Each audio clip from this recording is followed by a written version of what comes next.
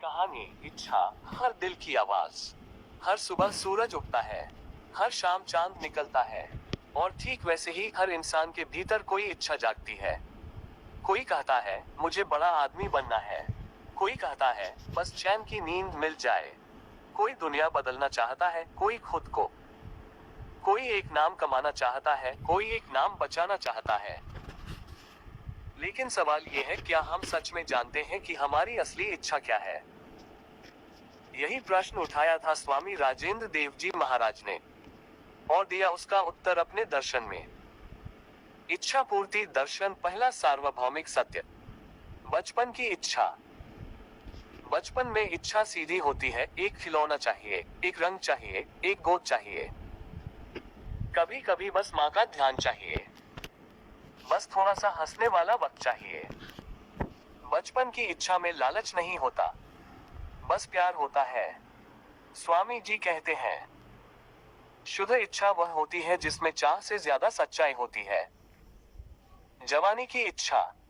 फिर उम्र बढ़ती है, शरीर बड़ा हो जाता है, लेकिन दिल में एक खालीपन भी आ जाता है। अब इच्छा कहती है, मुझे कुछ बनना है, मुझे साबित करना है। इस उम्र की इच्छा थोड़ी तेज होती है, दूसरों से आगे निकलने की, कुछ दिखाने की। पर बहुत बार इसी दौर में हम भूल जाते हैं कि हम किसके लिए दौड़ रहे हैं। स्वामी राजेंद्र देव जी ने कहा है, जब इच्छा बाहर से तय होती है तो वह दौड़ बन जाती है, और जब वह भीतर से उठती है तो वह दिशा बन जाती है। इच्छा की असली पहचान। हर इच्छा दो हिस्सों से बनी होती है। जो दिखता है, नाम, काम, पैसा, पहचान। जो नहीं दिखता, सुकून, जुड़ाव, अपना होना। और असली इच्छा उसी हिस्से से आती है जो भीतर से उठता है, ना कि बाहर से थोप दिया जाता है।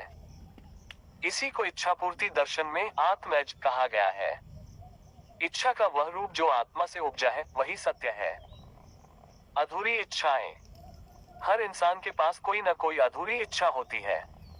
किसी को एक बार किसी से माफी मांगनी है, किसी को पापा से शाबाश सुनना है, किसी को एक बार मंच पर बोलना है, किसी को गले लगाना है, किसी को खुद को अपना कहना है।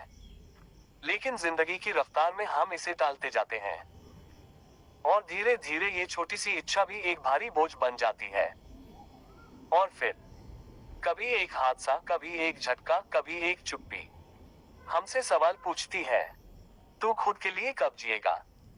तेरी अपनी इच्छा क्या है?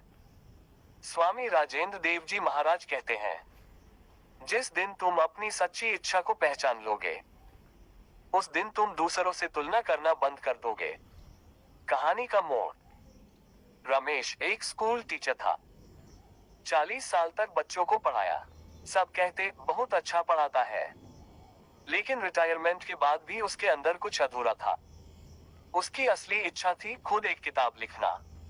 हर बार टालता रहा, अभी नहीं, बाद में, जिम्मेदारी है, कौन पढ़ेगा मेरी किताब? पर एक दिन उसने स्वामी जी का प्रवचन सुना, अगर इच्छा भीतर से उठी है तो उसे समय का इंतजार नहीं, तुम्हारे हाँ की जरूरत है। उस रात उसने खुद से कहा, अब नहीं लिखा तो ये इच्छा कब तक तड़पती रहेगी। 65 की उम्र में उसने पहली किताब लिखी। नाम था बचपन की वो क्लास। उस दिन वो फूट फूट कर रोया, क्योंकि उसकी इच्छा पहली बार उसकी हथेली में थी, एक किताब बनकर।